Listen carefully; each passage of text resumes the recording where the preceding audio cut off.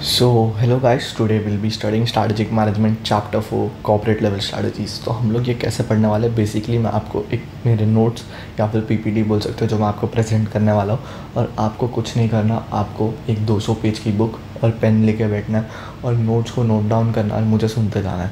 मेरे एक्सप्लेनेशन को, मेरी रीडिंग को सुनते जाना और नोट्स को नोट डाउन करना है। और आपको चाहिए तो आप रेफरेंस के लिए आपकी क्लासेस की बुक या तो अपनी मॉड्यूल आपके पास साथ में खुली रख सकते हो, ठीक है। तो let's start with corporate level strategies. What is corporate level strategies? We need to understand that first. Corporate level strategies are organization wide decisions taken by corporate or top level management. Organization wide decisions taken by corporate or top level management with respect to what? Defining objectives, determining business, allocating resources among different businesses and providing leadership। इसका मतलब क्या हुआ? हम लोग जो top level management है, top level management decisions ले रहा है, ऐसे डिसीजंस ले रहा है जिससे मिडिल लेवल और लोअर लेवल मैनेजमेंट को डायरेक्शंस मिल रही है। इसीलिए कॉर्पोरेट लेवल स्ट्रैटेजीज़ को डायरेक्शनल स्ट्रैटेजीज़ भी बोलते हैं। इसीलिए कॉर्पोरेट लेवल स्ट्रैटेजीज़ को डायरेक्शनल स्ट्रैटेजीज़ भी बोलते हैं और ग्रैंड स्ट्रैटेजीज़ भी बोलते हैं। तो एक बार रीड करते हैं फटाफट शांति से। Corporate level strategies also known as grand strategies और directional strategies. Why directional strategies? Because top level management takes some decisions which influence the work, which influence the middle and lower level management. It refers to organization wide decisions taken by corporate or top level management with respect to what? Defining objectives, determining business, allocating resources and providing leadership। leadership का मतलब ही direction हुआ, ठीक है। Let's go to the next slide. William F Glueck and Lawrence R जॉन्स 4 generic strategies. ये chapter में हम लोग 4 स्ट्रैटेजी पढ़ने वाले हैं। फर्स्ट है stability, second is growth, third is retrenchment and fourth is combination. Stability में क्या होता है? हम लोग एग्जिस्टिंग प्रोडक्ट और एग्जिस्टिंग मार्केट लेवल पे रहते हैं। ग्रोथ में क्या होता है? हम लोग नया प्रोडक्ट बनाते हैं या तो हम लोग नए मार्केट में घुसते हैं। रिट्रेंचमेंट में क्या होता है? जो करंट बिजनेस एक्टिविटी, जो करंट बिजनेस स्कोप है उसको हम लोग कट डाउन करते हैं। और कॉम्बिनेशन में क्या होता है? हमारे पास बहुत सारे बिजनेस है तो हर बिजनेस के लिए अलग अलग स्ट्रैटेजीज यूज़ करते हैं, तो वो कॉम्बिनेशन हो गया। ये मैंने इसलिए आपको फास्ट समझाया क्योंकि आगे जाके इन डिटेल में समझाने वाला हूँ। एक बार आप पॉज करके वीडियो को रीड भी कर सकते हो। Now let's understand stability strategy. What is the meaning of stability strategy? Stability strategy में क्या होता है? आप stability strategy में incremental growth, improvement in functional performance पे फोकस करते हो। Strategic focus is on incremental growth and performance improvement. It is pursued when the organization continues to serve and deal in the same or similar market and products। मैंने क्या बोला? Existing product और existing markets में ही रह रहा है। और ये लाइन याद रखना, अभी जो मैं वहाँ कर रहा हूँ इसको रेड पेन से लिखना अपने नोट्स में। It is not a do nothing strategy. Question आता है correct incorrect, is stability strategy a do nothing strategy? तो आप लोग बोलोगे फॉल्स। क्यों? स्टेबिलिटी स्ट्रैटेजी में आप काम तो कर ही रहे हो, बस आप एग्जिस्टिंग लेवल पे कर रहे हो, आप एक्स्ट्रा कुछ नहीं कर रहे, ठीक है। अभी कैरेक्टरिस्टिक्स पे आते हैं। कैरेक्टरिस्टिक्स में क्या बोला? सबसे पहले same and similar market product, मतलब same business, same product and same market. Just because हम एग्जिस्टिंग लेवल पे हम लोग क्या अपने बिजनेस को रीडिफाइन कर रहे हैं? नहीं, ठीक है। फिर अगर हम लोग एग्जिस्टिंग लेवल पे वर्क कर रहे हैं तो हम लोग को क्या सिग्निफिकेंट इन्वेस्टमेंट लगेंगे? नहीं। फिर हम लोग किस पे फोकस कर रहे हैं? हम लोग ने डेफिनेशन की फर्स्ट लाइन में पढ़ा था, strategic focus is on incremental growth and improvement in functional performance. तो focus is on enhancing functional efficiency. It involves minor improvement in existing product. Existing product में ना छोटे छोटे इंप्रूवमेंट कर सकते हैं, ठीक है। और ये जो लास्ट लाइन है मेरे, ये बहुत फेवरेट लाइन है, that is safety and status quo oriented strategy. Safety and status quo oriented strategy. ये स्टेटस को ओरिएंटेड स्ट्रैटेजी लिख दिया आपने पेपर में, एग्जामिनर फ्लैट हो जाएगा। And what are the reasons to of this strategy? सबसे पहला रीज़न एंड सबसे मेन रीज़न है कि आपका जो प्रोडक्ट है जो भी आप दबा के बेच रहे थे मार्केट में, वो मैच्योरिटी स्टेज पे आ गया, उसमें कोई इवॉल्व नहीं कर सकते, कोई न्यू इनोवेशन नहीं कर सकते। तो आपको क्या करना पड़ेगा? Simply as it is sell करना पड़ेगा। तो प्रोडक्ट मैच्योरिटी स्टेज पे आ गया and it is considered difficult to expand. Environment ऐसा है, इकोनॉमिक रिसेशन आ गया है। इकोनॉमिक रिसेशन आ गया तो क्या आप एक्सपांड कर पाओगे? नहीं। तो आपको स्टेबिलिटी झक मार के ऑप्ट करना ही पड़ेगा। फिर उसके बाद क्या? ऑर्गेनाइजेशन में भी small and less risk taking. और फिर उसके बाद आपने लास्ट लाइन है ना, ये समझना डिफिकल्ट है तो थोड़ा ध्यान देना। Consolidation is preferred through stability after a period of rapid growth. इसका मतलब क्या पता है? आपने 4-5 साल तक दबा के एक्सपांड किया, मतलब समझो ना मैंने 4-5 साल तक 5 ब्रांचेस खोल दिए कैलेडिस एकेडमी ऑफ सीए के। फिर उसके बाद वो 5 ब्रांच को वेल इस्टेब्लिश करने के लिए मेरे को स्टेबिलिटी स्ट्रैटेजी फॉलो करना पड़ेगा और पहले 5 ब्रांच को एक लेवल पे लाना पड़ेगा, उसके बाद ही मैं वापस एक्सपांशन कर सकता हूँ। तो इसीलिए रैपिड एक्सपांशन के बाद स्टेबिलिटी करना पड़ता है, ठीक है।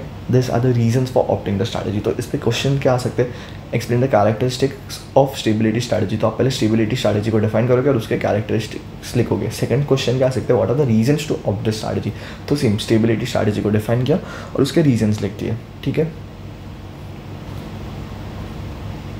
नाउ ग्रोथ और expansion, as the name suggest, growth और एक्सपांशन क्या है, एग्जिस्टिंग बिजनेस से बाहर जाना, नए मार्केट में जाना, नए प्रोडक्ट लाइन में जाना। It is implemented by redefining business, by enlarging the scope of business and substantially increasing investment. मतलब क्या हुआ, बिजनेस को रीडिफाइन कर रहे हो, मतलब जो एग्जिस्टिंग बिजनेस है उससे ज़्यादा कुछ कर रहे हो, एनलार्ज कर रहे हो स्कोप, नए मार्केट में जा रहे हो, नए प्रोडक्ट्स में जा रहे हो, और उसको वो कैसे होएगा, इन्वेस्टमेंट इंक्रीज़ करके। ये अपना जो ग्रोथ और एक्सपांशन स्ट्रैटेजी है, ग्रोथ और एक्सपांशन स्ट्रैटेजी जो है वो स्टेबिलिटी स्ट्रैटेजी से ज़्यादा रिस्की है, बट ज़्यादा ग्रोथ, ज़्यादा पैसा भी वापस देता है आपको, रिटर्न भी ज़्यादा देता है, समझे। तो इसमें आपके पास वापस आगे अभी ये स्लाइड से 2 टाइप के क्वेश्चन आ सकते हैं। सेम कैरेक्टरिस्टिक्स पूछ सकते हैं ग्रोथ और एक्सपांशन स्ट्रैटेजी का, या फिर reasons for opting the strategy पूछ सकते हैं। तो सबसे पहले कैरेक्टरिस्टिक्स समझते हैं। हम लोग ने मीनिंग में क्या समझा, पहले लाइन पढ़ी थी, रीडिफाइनिंग द बिजनेस। तो कैरेक्टरिस्टिक क्या है, अगर ग्रोथ और एक्सपांशन स्ट्रैटेजी फॉलो कर रहे हो तो आपको रीडिफाइन करना पड़ेगा बिजनेस को। Redefinition of business, redefinition of the business is the first characteristic, then leads to growth of business, leads to growth of business is the second characteristics। उसके बाद क्या होगा, renewal of firm through fresh investment। fresh investment क्यों बोला, क्योंकि आप new product, new market, new technology में घुसने वाले हो, तो उसके लिए क्या लगेगा, फ्रेश इन्वेस्टमेंट लगेगा, ठीक है। फिर उसके बाद अपोजिट ऑफ स्टेबिलिटी स्ट्रैटेजी, ऐसा क्यों बोल रहे, स्टेबिलिटी स्ट्रैटेजी में क्या होता है, लिमिटेड रिवॉर्ड्स मिलते हैं, वेयरएज ग्रोथ स्ट्रैटेजी में क्या मिलता है, हायर रिवॉर्ड्स। हम लोग ने पहली डेफिनेशन में कंपैरिजन के थ्रू पढ़ा था, it is versatile in nature. What do we mean versatile, जितना इन्वेस्टमेंट, जितना रिस्क, उसके ऊपर वर्सेटाइलिटी डिपेंड करती है कि क्या रिवॉर्ड्स आएंगे। And it offers various permutation and combination for growth. क्यों, ये आपको लाइन आगे जाके समझेगा, क्योंकि एक्सपांशन और ग्रोथ में बहुत सारे टाइप्स है, तो आपको वेरियस कॉम्बिनेशंस मिल जाते हैं अपने बिजनेस को ग्रो करने के लिए। And what are the reasons for opting this strategy. सबसे पहला रीज़न एक्सपांशन का ये है कि एनवायरनमेंट डिमांड करता है, एनवायरनमेंट में आपके प्रोडक्ट की डिमांड है, ज़रूरत है, इसलिए आप एक्सपांड कर रहे हो। It may be necessary if environment demands to increase the speed of growth. Second advantage क्या, सेकेंड रीज़न क्या, आप लोग को एक्सपांड करने से, बिजनेस एक्सपांड करने से इकोनॉमीज ऑफ स्केल का एडवांटेज मिल रहा है और एक्सपीरियंस का एडवांटेज मिल रहा है, समझे। फिर उसके बाद it is more satisfying to pursue growth strategy. आपके जो चीफ एग्जीक्यूटिव ऑफिसर्स है, टॉप लेवल मैनेजमेंट है, उन लोग को ग्रोथ और एक्सपांड करने में फन मिलता है, सेटिस्फैक्शन मिलता है, प्लेजर मिलता है, ठीक है। और expansion leads to greater control over the market as compare to competitors. जब अगर आपके पास ग्रेटर कंट्रोल है, मार्केट शेयर है, तो आप मार्केट को रूल करोगे, इसीलिए ग्रोथ और एक्सपांशन स्ट्रैटेजी को प्रेफर करते हैं। अभी हम लोग ग्रोथ स्ट्रैटेजी के 2 टाइप्स और उसमें आगे टाइप्स पढ़ेंगे। Growth strategy can be done by, growth can be internal और external. Growth can be internal और एक्सटर्नल। इंटरनल में आता है intensification and diversification, whereas external में क्या क्या आता है, merger and acquisition and strategic alliance. Merger and acquisition and strategic alliance, ठीक है। इसको एक्सटर्नल क्यों बोलते हैं, क्योंकि यहाँ पे we shake hands with an other company, ठीक है। और इंटरनल में क्या हो रहा है, हम लोग खुद के कंपनी में एक्सपांड कर रहे हैं, बट एक्सटर्नल में क्या होता है, हम 2 कंपनीज मिलकर एक्सपांड कर रहे हैं, ठीक है। अभी हम लोग सबसे पहले एक्सपांशन थ्रू इंटेंसिफिकेशन पढ़ रहे हैं, एक्सपांशन थ्रू इंटेंसिफिकेशन पढ़ रहे हैं।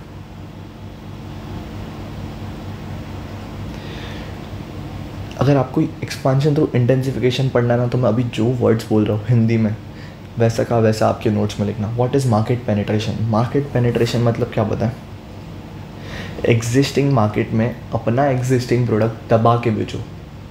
इसका क्लासिक एग्जांपल है अमूल। अमूल ने क्या किया, सबसे पहले अमूल ने बटर के अपने बहुत सारे यूजर्स बताए और एग्जिस्टिंग मार्केट में, जो इंडिया है एग्जिस्टिंग मार्केट, उसमें दबा के बेचता गया। कैसे बेचा दबा के, उसने कुछ नहीं किया, मार्केट बटर जो आता है उसके साइजेस बना दिए, छोटा बटर, बड़ा बटर और बड़ा बटर, और डिफरेंट टाइप्स ऑफ बटर बना दी। वो एग्जिस्टिंग प्रोडक्ट में खेल रहा था, बटर में ही खेल रहा था, और बटर में उसने छोटे छोटे साइजेस अलग अलग बना दिए, डिनोमिनेशंस बना दिए ताकि इजीली सेल हो। तो इसको बोलते हैं मार्केट पेनिट्रेशन। मार्केट पेनिट्रेशन कब होता है, जब आप एग्जिस्टिंग मार्केट में एग्जिस्टिंग प्रोडक्ट को बेच रहे हो। हाईली कॉमन एक्सपांशन स्ट्रैटेजी है। Market penetration is the current business, the firm directs its resources to the profitable growth of its existing product in the existing market. मैंने क्या बोला था, करंट मार्केट में करंट प्रोडक्ट को दबा के बेचो। What is market development? Market development is existing product को नए मार्केट में, एग्जिस्टिंग प्रोडक्ट को नए मार्केट में दबा के बेचो, ठीक है। It consist of marketing present products, मतलब current products to customers in related market areas. Related market areas मतलब new market, by adding different distribution channels and changing the content of advertising or promotional media. And what is product development? Product development involves modification of existing product or creation of new product but related items that can be marketed in the current customers. इधर क्या हो रहा है market product development में? Market development का opposite. Market development में हम लोग क्या कर रहे थे, प्रेजेंट प्रोडक्ट को नए मार्केट में बेच रहे थे। प्रोडक्ट डेवलपमेंट में क्या करेंगे, नए प्रोडक्ट को करंट मार्केट में बेचेंगे, समझा। तो फटाफट रिवाइज करते हैं एक्सपांशन थ्रू इंटेंसिफिकेशन को। What is market penetration? Market penetration is selling the existing product in the existing market. What is market development? Selling the existing product in the new market. What is product development? Selling the new products in the existing market. अभी ये जो है इसका आप screenshot लेके read करोगे और अगर आपको कोई डाउट है, ये है एंसॉफ ग्रोथ मैट्रिक्स। इसके ऊपर आपको है ना एक्सपांशन थ्रू इंटेंसिफिकेशन नहीं पूछ के क्वेश्चन में देंगे explain the ends of growth matrix. आपको एक्सप्लेन सेम चीज़ें करनी है विथ एग्जांपल्स, ठीक है। तो इसका स्क्रीनशॉट ले लो, रीड कर लेना। अगर कुछ डिफ़िकल्टीज आए तो मेरे को बोलना, कमेंट सेक्शन में बताना, टेलीग्राम पे कांटेक्ट करना, मैं आपकी डिफ़िकल्टीज सॉल्व कर दूंगा। Now comes expansion through diversification. Expansion through diversification. Diversification is defined as an entry into new product or product line, new service or new market involving different skills, technology and knowledge. So special अभी normally समझो, diversification में क्या हो रहा है, आप नए product या फिर प्रोडक्ट लाइन में जा रहे हो, नए सर्विस में जा रहे हो या तो नए मार्केट में जा रहे हो। तो तीन चीज़ याद रखना, new product, new service, new market. Why diversification? हम लोग डाइवर्सिफिकेशन क्यों करते हैं? हमारे पास बहुत पैसा पड़ा है, हमारे पास बहुत सारी मशीन्स है और स्पेयर कैपेसिटी है। तो rather than keeping those machines empty, we can prefer expanding the business through diversification. हम लोग कुछ नया प्रोडक्ट वही मशीन पे बना सकते हैं, ठीक है। Means of utilisation of existing spare capacity is more effective and efficient manner. और सिनर्जिक एडवांटेज, सिनर्जिक एडवांटेज मतलब क्या, आपने कुछ ऐसा बिजनेस एक्वायर किया या फिर आपने कुछ ऐसा बिजनेस चालू किया जिससे आपके एग्जिस्टिंग बिजनेस को एडवांटेज मिल रहा है, ठीक है। अभी टाइप्स ऑफ डाइवर्सिफिकेशन समझते हैं। टाइप्स ऑफ डाइवर्सिफिकेशन समझते हैं। सबसे पहले वर्टिकल, सेकेंड है हॉरिजॉन्टल, थर्ड है कॉन्सेंट्रिक और फोर्थ है कॉन्ग्लोमेरेट।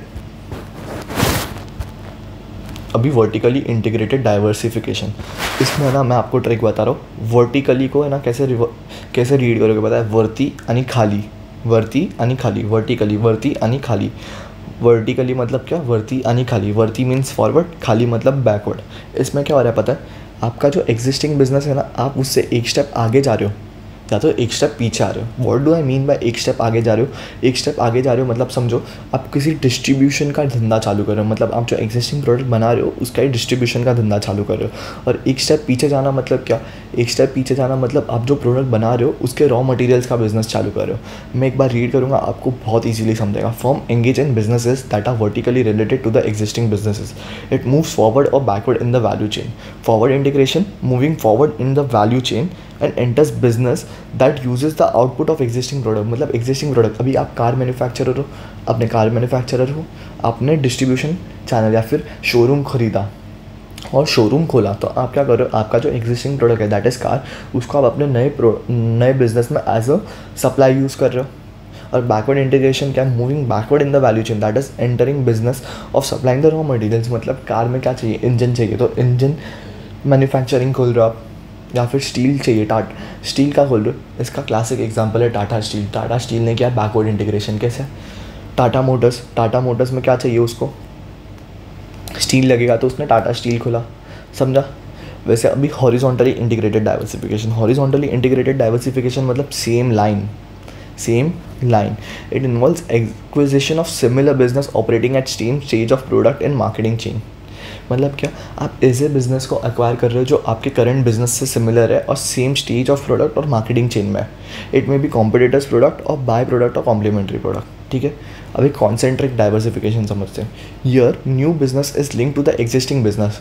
यहाँ पे क्या हो रहा है, आपका जो नया बिजनेस है वो एग्जिस्टिंग बिजनेस से रिलेटेड है बट सिमिलर नहीं है। और किसके थ्रू रिलेटेड है, आपका जो एग्जिस्टिंग बिजनेस का प्रोसेस है, टेक्नोलॉजी है, मार्केटिंग है, कस्टमर है वो एग्जिस्टिंग बिजनेस और नए बिजनेस दोनों का सेम है, तो उसको हम लोग कॉन्सेंट्रिक डाइवर्सिफिकेशन बोलते हैं। तो सिंपल हिंदी भाषा में बोलने जाए, अगर आपका नया बिजनेस और पुराना बिजनेस प्रोसेस, टेक्नोलॉजी या फिर मार्केटिंग और कस्टमर से रिलेटेड टॉपिक्स पे सेम है तो कॉन्सेंट्रिक डाइवर्सिफिकेशन है। यहाँ पे क्या हो रहा है, new product does not fall in the firms existing vertical chain मतलब क्या, ना तो आप जो प्रोडक्ट अभी बना रहे हो उसका डिस्ट्रीब्यूशन है, ना उसका रॉ मटेरियल है, but it is connected at one or more point in forms existing process, technology or market है। ठीक है, अभी कॉन्ग्लोमेरेट डाइवर्सिफिकेशन पढ़ते हैं।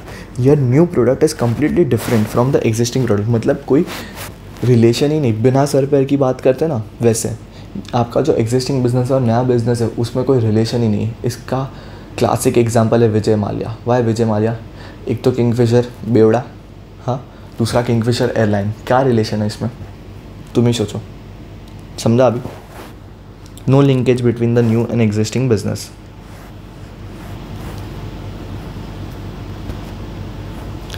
Expansion through merger and acquisition, ये आपको सबसे इजी लगेगा। क्यों? मर्जर एंड एक्विजिशन में क्या होता है, two or more companies shake hand, it is a process of combining two or more organisations together. Why merger and acquisition? Merger and acquisition से क्या होगा, जो रिस्क है, जो टाइम लगेगा, जो पैसा लगेगा, वो 2 या फिर 3 या फिर 4 जितने भी फर्म्स मर्ज हो रही है उनके बीच में डिस्ट्रीब्यूट हो जाएगा खर्चा सारा।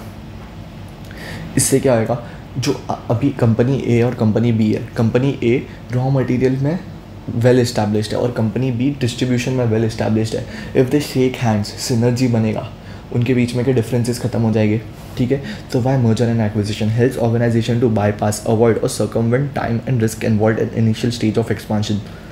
It is to achieve synergy between the parent and the acquired entity. In merger, अभी मर्जर और एक्विजिशन के बीच में का डिफरेंस समझो।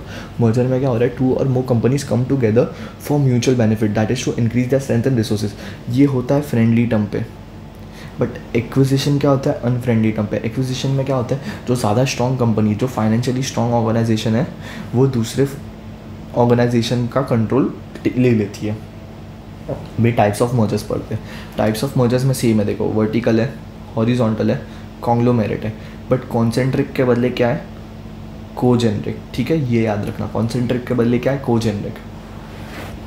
हॉरिजॉन्टल मर्जर में क्या होता है, it is a combination of 2 business in same industry. मैंने आपको एग्जांपल दिया था, जो अभी है ना, अभी इसका एग्जांपल मैं आपको दे सकता हूँ टाटा का। अगेन टाटा स्टारबक्स के साथ है। Now just because he is with Starbucks, उसने एक कॉफ़ी प्रोड्यूसिंग कंपनी को के साथ मर्ज किया एंड टाटा कॉफ़ी प्लांटेशन खोला। ठीक है, तो हॉरिजॉन्टल मर्जर में क्या होता है, it is a combination of 2 businesses in same industry. It is a merger with direct competitor. Why, sorry I messed up, मैंने ये वर्टिकल का बोल दिया आपको, वर्टिकल पढ़ रहे थे पहले, वर्टिकल कर रहे हैं। वर्टिकल मर्जर में क्या हो रहा है, आप एक स्टेप आगे वर्ती खाली, एक स्टेप आगे वाली कंपनी या फिर एक स्टेप पीछे वाली कंपनी के साथ मिक्स करो। It is a combination of 2 businesses that operate in same industry at different stages of process, different value chain में चल रहे हैं। ठीक है, या तो एक स्टेप आगे वाली कंपनी के साथ मर्ज कर रहे हैं, या तो एक स्टेप पीछे वाली। इससे क्यों कर रहे हैं, सिनर्जी बेनिफिट हो रहा है। If organisation takes over supplier of raw material तो क्या होएगा, इट इज़ बैकवर्ड मर्जर। और अगर organisation takes over the buyer organisation of the product, जो ऑर्गेनाइजेशन से चीज़ें खरीदेगा, तो इससे फॉरवर्ड मर्जर हो जाएगा। अभी पढ़ते हैं हॉरिजॉन्टल मर्जर। सॉरी मैंने थोड़ा मिसअप कर दिया कन्फ्यूजन में, क्योंकि मैंने पहले वर्टिकल का लिस्टिंग किया था। ठीक है, अभी हॉरिजॉन्टल मर्जर में क्या हो रहा है, it is a combination of 2 businesses in same industry. It is a merger with direct competitor. इससे क्या होएगा, पहली बात तो अगर कंपटीशन ख़त्म हो जाएगा, अगर आप अपने कंपटीशन के साथ मर्ज करोगे तो आपका जो एग्जिस्टिंग मेन कंपटीशन है वो चला जाएगा, तो आप लोग को एडवर्टाइजमेंट पे ज़्यादा खर्चा नहीं पड़ेगा। फिर उसके बाद आपको कॉस्ट कम नहीं रखना पड़ेगा, आप जितने कॉस्ट पे बेचना चाहते हो आप बेच सकोगे। और फिर डुप्लीकेशंस अवॉइड होएगी, मार्केट में एक्सेस सप्लाई नहीं होएगा, जितना सप्लाई चाहिए उतना ही सप्लाई होएगा। ठीक है, तो इकोनॉमीज ऑफ स्केल भी हो गया। क्यों, आप लोग दोनों सेम बिजनेस में हो, दोनों के पास सेम सब चीज़ें हैं, सेम लेवल पे काम कर रहे हो, आपके पास बहुत सारा पैसा है, बहुत सारी चीज़ें हैं एक्सपांड करने के लिए, तो इकोनॉमीज ऑफ स्केल मिलेगा। फिर avoiding duplication of facility and efforts, reduced working capital requirement, increase competitive advantage. अब जब there is a saying, what 1 man can do 2 man can do better, तो ये अप्लाई होती है हॉरिजॉन्टल मर्जर में। ठीक है, वर्टिकल मर्जर हमने कर दिया था। अभी congeneric merger, it is a combination of 2 businesses who are linked in some way in production processes, market और टेक्नोलॉजी। अभी है ना, इसका एक एग्जांपल है कोका कोला का नहीं, कोक का एग्जांपल ले रहे। कोक ने एक प्रोडक्ट निकाला है, Coke X Jack Daniels. Jack Daniels is an alcohol whisky है, कोक है। इन लोगों ने क्या किया, मर्जर किया। दोनों है अलग प्रोडक्ट्स, बट दोनों का मार्केटिंग सेम वे में होता है। दोनों का target customer that is market एक ही है, ड्रिंकर्स। टेक्नोलॉजी भी समवॉट सेम यूज़ होती है, तो इसको कोजेनरिक मर्जर बोलेंगे। उन लोग ने मर्ज किया था खाली ये प्रोजेक्ट के लिए। It is a combination of two businesses who are linked in some way in production processes, market और टेक्नोलॉजी। सेम चीज़ है जो हम लोग ने डाइवर्सिफिकेशन में पढ़ी थी, बस यहाँ पे मर्जर का नाम दे दिया, ठीक है। It facilitates a business to diversify around common resources. Manufacture of wide category good mergers with an organization dealing with kitchen appliances. मतलब क्या पता है, जो इंसान किचन बना रहा है, there are some companies making kitchens, लोगों के लिए किचन्स बनाते हैं, उन लोग मर्ज करते हैं किचन अप्लायंसेस वाले कंपनी से। तो क्या होता है, उन लोग किचन बना के दे रहे हैं और साथ में प्रोडक्ट्स भी इन लोग को सस्ते रेट में मिल रहे, जो उन लोग अपने कस्टमर्स के पास फिट इन कर रहे हैं। इससे दोनों का क्रॉस सेलिंग हो रहा है, ठीक है। कॉन्ग्लोमेरेट क्या, बिना सर पैर की बात। It is a combination of two businesses which are not connected with each other. There is no linkage with respect to process, market and technology. L&T acquires Mindtree बहुत अच्छा स्टॉक है by the way, just saying. और इतना याद रखना, कोजेनरिक merger में वाला example मत लिख के आना, एग्जामिनर चप्पल से मारेगा तुम लोग को। Expansion through strategic alliance. It is a relationship between two or more businesses that enable each to achieve certain strategic objectives which neither would be able to achieve on their own. Advantages क्या है? Organisational advantage मिलता है। It helps an organisation to learn necessary skills and capabilities from partners. मतलब XYZ company बनाया आपने, XYZ 3 company साथ में strategic alliance में। एक्स के पास एक एडवांटेज है, वाई के पास एक एडवांटेज है और जेड के पास एक एडवांटेज है। ये स्किल्स है, तो ये स्किल्स आप एक दूसरे को सिखा सकते हो। इससे क्या होगा, प्रोडक्शन कैपेसिटी बढ़ेगा, इंक्रीजेस क्रेडिबिलिटी। इकोनॉमिक एडवांटेज क्या है, helps in reduction of cost and risk by distribution of cost and risk to partners. मतलब जो 3 लोग के बीच में कॉस्ट डिवाइड हो जाएगा, रिस्क डिवाइड हो जाएगा। इससे इकोनॉमीज ऑफ स्केल भी मिलेगा और को स्पेशलाइजेशन भी होगा। स्ट्रैटेजिकली कैसे एडवांटेज देता है, राइवल्स में joint hand cooperate rather than competing. अगर 2 लोग भिड़ेंगे ना, तो उसमें वो 2 लोग का ही नुकसान है। क्यों? When 2 cats fight, the monkey takes the advantage, right. और फिर political, it may be form with local foreign businesses to gain entry in foreign country. Strategic alliance ऐसा भी होता है कि आपको कोई फॉरेन कंट्री में बैरियर है एंट्री का, तो आप क्या करोगे, वहाँ की जो लोकल फॉरेन बिजनेसेस है उनके साथ स्ट्रैटेजिक अलायंस बनाओगे और एंटर करोगे, ठीक है। तो यहाँ पे क्वेश्चन आ सकता है, explain the advantages of strategic alliance. आपको ये 4 हेड पॉइंट्स लिखने और एक्सप्लेन करना है। डिसएडवांटेजेस क्या है, सबसे पहले आप लोग को स्ट्रैटेजिक अलायंस में ना आपके रिसोर्सेज, स्किल्स और प्रॉफिट शेयर करने पड़ेंगे। इसमें क्या होएगा, आपके ट्रेड सीक्रेट्स है वो रिवील हो जाएंगे। और फिर क्या होगा, आगे जाके जब आप लोग पार्ट रेस करोगे तब भी पोटेंशियल कॉम्पिटिटर बढ़ जाएगा आपका, क्यों, उसको आपके ट्रेड सीक्रेट्स पता है। रिट्रेंचमेंट स्ट्रैटेजी, रिट्रेंचमेंट का मतलब क्या था, to cut down the existing scope of activity. Here the organisation substantially reduces its scope of activity. Characteristic क्या, it is an integrated part of corporate strategy without any stigma attach. Like expansion strategy, it involves redefinition of business. Redefinition of business क्या, क्योंकि आप अपना business का कोई part बंद कर रहे हो तो आपको वापस से बिजनेस को रीडिफाइन करना है। Regions to of the strategy क्या है, सबसे पहला क्या होगा, पर्सिस्टेंट नेगेटिव कैश फ्लो। पैसा ही नहीं आ रहा है, नेगेटिव जा रहा है, उल्टा पैसा बाहर जा रहा है, आ नहीं रहा है, बंदी करना पड़ेगा ना। सीवियर कंपटीशन, बहुत कंपटीशन और फेस करने की हिम्मत नहीं, ताकत नहीं है। आपका जो प्रोडक्ट है ना, उसको टेक्नोलॉजी अपग्रेडेशन चाहिए, बट आपके पास पैसा ही नहीं है, नो पोजीशन टू इन्वेस्ट। और आपका जो करंट बिजनेस है उससे बेटर अल्टरनेटिव आपके पास पड़ा है पैसा इन्वेस्ट करने का, तो आप अभी क्यों कर रहे हो फिर। A business is acquired which proves to be mismatch and can't be integrated. कौन सा कॉन्ग्लोमेरेट बिजनेस एक्वायर किया और अभी आप उसको इंटीग्रेट ही नहीं कर पा रहे हो, इसलिए आप, ठीक है। रिट्रेंचमेंट स्ट्रैटेजी के स्टेप्स क्या है, find out the problem area. सबसे पहले प्रॉब्लम एरिया को फाइंड आउट किया, उसको डायग्नोस करोगे, उसको एनालाइज करोगे उसके कॉज को, और फिर क्या करोगे, स्टेप्स लोगे सॉल्व करने के लिए problem. There are 3 types of retrenchment strategy, that is turn around or internal retrenchment. This is the most suitable strategy, अगर कर सकते हो तो ये करना रहता है। Then is divestment, that is external retrenchment, and last is liquidation. ये इतना अच्छा सुनने में नहीं लगता, लिक्विडेशन स्ट्रैटेजी।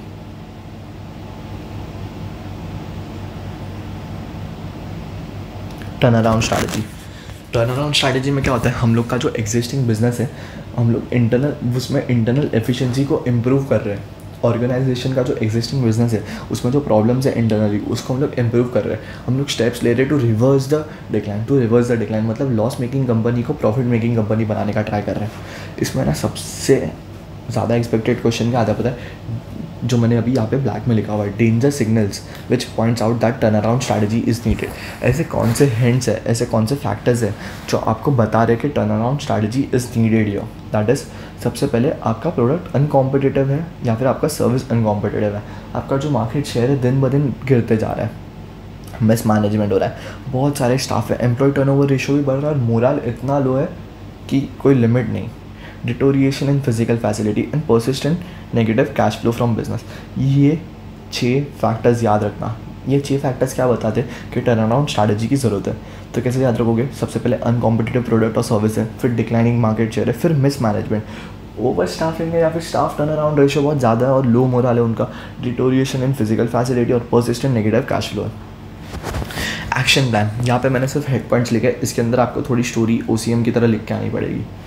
एक्शन प्लान क्या, टर्न अराउंड स्ट्रैटेजी में हम लोग करते क्या, सबसे पहले करंट प्रॉब्लम को असेस करते हैं, ये पॉइंट 1 है।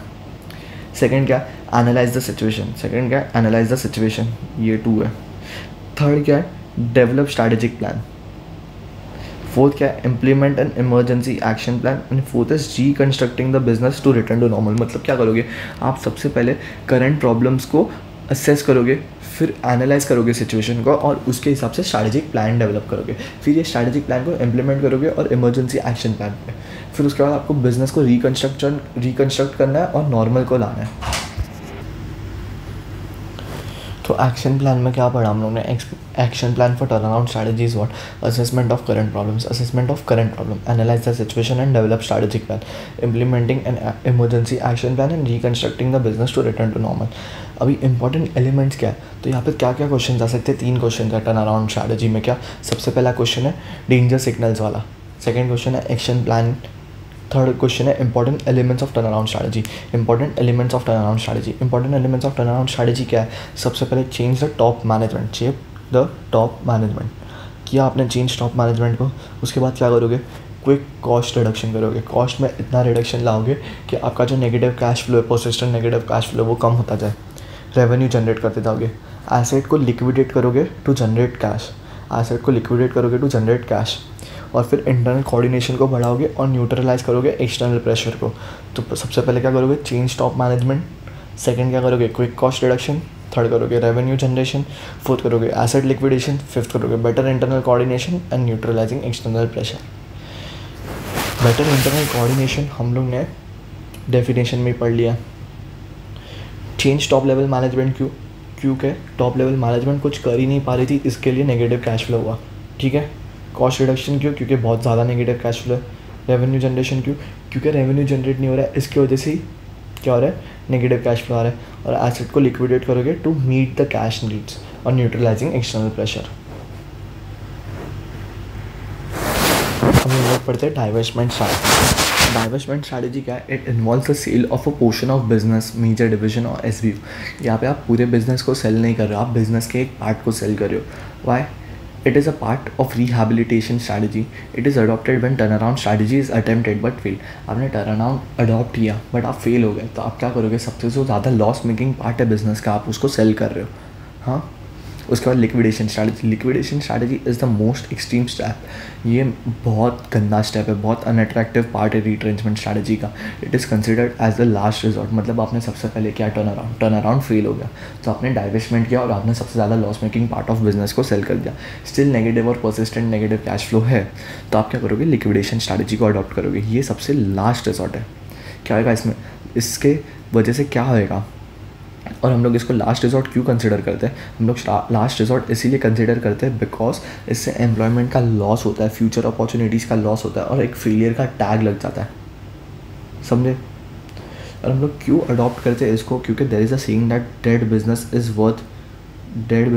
Worth more than the alive, ठीक है। क्या हो रहा है, आप जब बिजनेस अलाइव रख रहे हो, फिक्स्ड कॉस्ट इनकर हो रहे, नेगेटिव कैश फ्लो हो रहा है, इससे अच्छा बिजनेस बंद करोगे तो आपको कोई खर्चा नहीं होगा, एटलीस्ट नेगेटिव कैश फ्लोज तो नहीं होएंगे। Why Turnaround and divestment strategy has been attempted but failed. Management no longer wishes to be in a business due to persistent losses. Persistent losses की वजह से क्या होता है, मेंटालिटी डिस्टर्ब हो जाती है, मेंटल स्ट्रेस आता है, नेगेटिविटी आती है, जिससे मैनेजमेंट का मन ही नहीं करता आगे बिजनेस करने का, और अदर कॉमन रीजन्स है। अभी लास्ट पार्ट पे आ जाते हैं कॉम्बिनेशन स्ट्रैटेजी पे। कॉम्बिनेशन स्ट्रैटेजी क्या है? All of the other strategies are not mutually exclusive. मतलब ऐसा नहीं है कि हम लोग हर एक स्ट्रैटेजी को इंडिपेंडेंटली अडेप्ट कर सकते हैं। कंपनी में adopt a mix of about strategies to suit the specific requirements. इसमें क्या होगा, फर्म क्या करेगी, बिजनेस एक पार्ट के लिए स्टेबिलिटी स्ट्रैटेजी यूज़ करेगी, जहाँ पे प्रोडक्ट मैच्योरिटी स्टेज पे, जहाँ पे प्रोडक्ट ग्रोइंग स्टेज पे वहाँ पे एक्सपांशन अडॉप्ट करेगी, जहाँ पे प्रोडक्ट लॉस मेकिंग है वहाँ पे क्या करेगी, टर्न अराउंड या फिर रिट्रेंचमेंट अडॉप्ट करेगी। ठीक है। A firm may seek stability strategy in some business, expansion in some, and retrenchment in some. Why? Organization is very large and faces complex environment. Organization is composed of different businesses, each of which lies in different industry, requiring different strategic response. So this was it. हम लोग ने आज क्या क्या पढ़ा, एक बार फटाफट से रिवाइज कर लेते हैं। सबसे पहले हम लोग ने पढ़ा what are corporate level strategies. Corporate level strategies are the organisation wide decision taken by the corporate or top level management with respect to what, defining objectives, allocating resources, leadership etcetera. उसके बाद हम लोग ने पढ़ा stability. Stability is not a do nothing strategy. Stability में क्या होता है, एग्जिस्टिंग मार्केट, एग्जिस्टिंग प्रोडक्ट। ठीक है। उसके बाद हम लोग ने पढ़ा ग्रोथ। ग्रोथ में क्या होता है, नया प्रोडक्ट, नया सर्विस, नया मार्केट। उसमें हम लोग ने पढ़ा सबसे पहले क्या, इंटेंसिफिकेशन। इंटेंसिफिकेशन में पढ़ा मार्केट पेनिट्रेशन, मार्केट डेवलपमेंट और प्रोडक्ट डेवलपमेंट। फिर उसके बाद पढ़ा हम लोग ने डाइवर्सिफिकेशन। डाइवर्सिफिकेशन में vertically, that is vertically, horizontal, concentric और कॉन्ग्लोमेरेट। उसके बाद पढ़ा हम लोग ने मर्जर। मर्जर का सबसे इजी था, स्ट्रैटेजिक अलायंस पढ़ा। मर्जर में एक बात याद रखने की, वहाँ पे वर्टिकल है, हॉरिजॉन्टल है, कॉन्ग्लोमेरेट है, और कॉन्सेंट्रिक के बदले कोजेंट्रिक है। फिर मर्जर पढ़ा। फिर रिट्रेंचमेंट पढ़ा। रिट्रेंचमेंट में हम लोग ने 3 टाइम्स पढ़े, that is turn around, liquidation and divestment. Turn around सबसे पहले आता है, टर्न अराउंड फेल हो गया तो डाइवेस्टमेंट करेंगे, डाइवेस्टमेंट फेल हो गया तो लिक्विडेशन करेंगे, और फिर लास्ट में हम लोग ने पढ़ा कॉम्बिनेशन स्ट्रैटेजी। अगर आपको वीडियो यूज़फुल लगा, अच्छा लगा हो तो प्लीज़ लाइक करना, शेयर करना, सब्सक्राइब करना, और ऐसे ही fun and interesting videos for strategic management, EIS या फिर जो भी आपको कंटेंट चाहिए वो आता रहेगा चैनल पे। तो आपको है ना, आपको जो है सब्सक्राइब के बटन को दबा के, रेड बटन को दबा के इस तरह ग्रे करना है जैसे हमारे प्रेजेंटेशन का बैकग्राउंड है। आपको अगर ये प्रेजेंटेशन चाहिए तो इसका लिंक डिस्क्रिप्शन में दिया हुआ है गूगल ड्राइव का। तो गूगल ड्राइव लिंक में आपको ये प्रेजेंटेशन मिल जाएगा, इससे आप नोट्स बना सकते हो। Thank you.